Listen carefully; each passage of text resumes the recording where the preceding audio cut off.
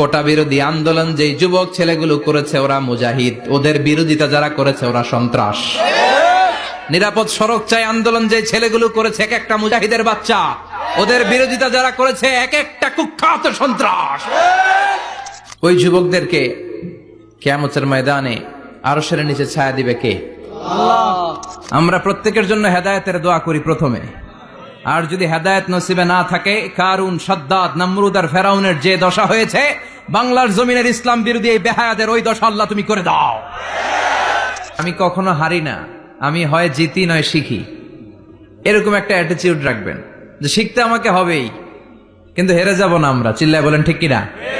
কষ্ট যখন পাবেন, অসুস্থ যখন হবেন, ওইখানেও আনন্দ করবেন, কারণ সামনে আরাম আসতেছে। সুবহানাল্লাহ পড়েন।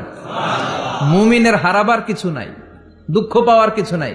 মুমিন অসুস্থ হলে অসুস্থতার মাধ্যমে তার গুনাহ ঝরে যায়, সে আল্লাহ